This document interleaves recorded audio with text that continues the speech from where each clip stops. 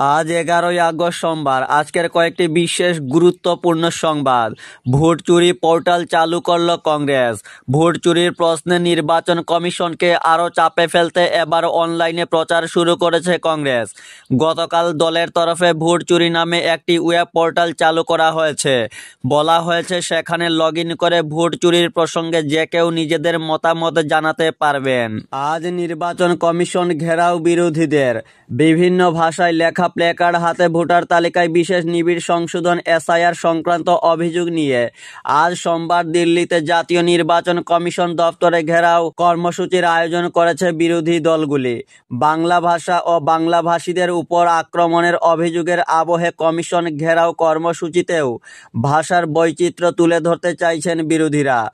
আজ সোমবার সকাল 11টায় সংসদের 2 কক্ষ লোকসভা এবং রাজ্যসভা অচল করার প্রস্তুতি নিচ্ছে বিরোধী শিবির। তারপর 11:30টায় সংসদের মকরদ্বারের সামনে জমায়েত হবেন বিভিন্ন বিরোধী দলের প্রায় 200 সাংসদ। সেখান থেকেই মিছিল করে তারা যাবেন নির্বাচন সদন পর্যন্ত। তবে কেন্দ্রীয় স্বরাষ্ট্র মন্ত্রকের অধীনে থাকা দিল্লি পুলিশ 200 সাংসদকে মিছিল করে কমিশন দপ্তর পর্যন্ত যেতে দেবে কিনা তা নিয়ে সংশয় রয়েছে। শুভ গণেশ চতুর্থীর আগেই গণেশ মূর্তি নিয়ে প্যান্ডেলের উদ্দেশ্যে ভক্তবৃন্দরা। গতকালকের এই নয়ন জুড়ানো ছবি মুম্বাইয়ের। এসআইআর 11 থেকে 18 আগস্ট হাইলাকান্দিতে বিএলওদের প্রশিক্ষণ। 26-এর বিধানসভা নির্বাচনের আগে অসমেও ভোটার তালিকার বিশেষ নিবিড় সংশোধন এসআইআর হবে। ইতিমধ্যে বিএলওদের প্রথম দফার প্রশিক্ষণও সমাপ্ত হয়ে গিয়েছে। রাজ্যের মুখ্য নির্বাচন আধিকারিকের চিঠি হাইলাকান্দি পৌঁছানোর পর 9 আগস্ট হাইলাকান্দি জেলা নির্বাচন আধিকারিক কিষণ চড়ই ত্রিপুরা জেলার 2টি বিধানসভা কেন্দ্রের বিএলও ও সুপারভাইজারদের প্রশিক্ষণের ব্যবস্থা করেছেন। 121 নম্বর হাইলাকান্দি বিধানসভা কেন্দ্রের 282 জন বিএলও এবং 122 নম্বর আলগাপুর কাটলিজোড়া বিধানসভা কেন্দ্রের 330 জন বিএলও প্রশিক্ষণ দেওয়া হবে হাইলাকান্দি ডায়েটে। 11 থেকে 18 আগস্ট পর্যন্ত 622 জন বিএলওকে প্রশিক্ষণ দেওয়া হবে।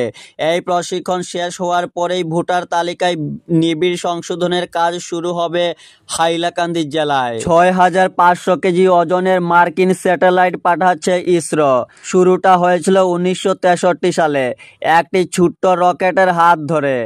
এরপর বহু ঘাত প্রতিঘাত পেরিয়ে বিশ্ব মহাকাশ গবেষণায় এক উজ্জ্বল নক্ষত্র হয়ে উঠেছে ইসরো।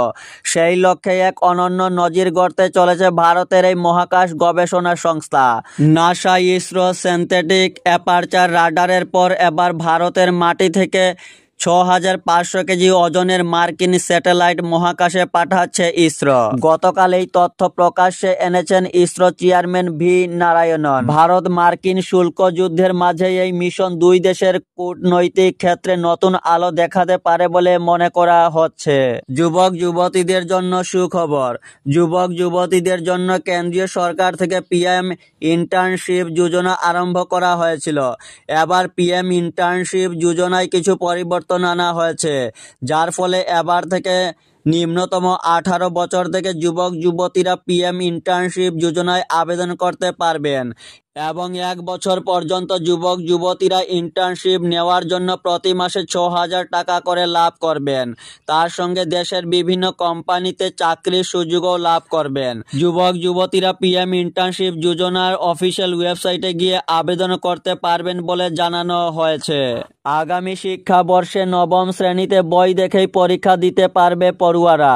পাইলট স্টাডিতে শিক্ষকদের সমর্থন পাওয়ার পরেই central board of secondary education CBSE 2026-27 শিক্ষাবর্ষ থেকে 9ম শ্রেণীর পাঠ্যক্রমে ওপেন বুক অ্যাসেসমেন্ট অন্তর্ভুক্ত করার প্রস্তাবে অনুমোদন দিয়েছে। সম্প্রতি ওই পাইলট স্টাডি অনুষ্ঠিত হয়েছে। আর এরপরেই সিবিএসই বোর্ডের সর্বোচ্চ নীতি নির্ধারণী সংস্থা গভর্নিং বডি এই সিদ্ধান্ত নেয়। জুন মাসে এক বৈঠকে বসেই সিবিএসই কর্তারা ওপেন বুক অ্যাসেসমেন্টে সিলমোহর দিয়েছেন। আলোচনা সভার প্রস্তাব অনুযায়ী প্রতি টার্মে 3টি খাতায় কলমে হওয়া পরীক্ষার অংশ হিসেবে ভাষা, গণিত, বিজ্ঞান ও সামাজিক বিজ্ঞান এই মূল বিষয়গুলোতে ওপেন বুক অর্থাৎ বই দেখে লিখতে পারবে পড়ুয়ারা।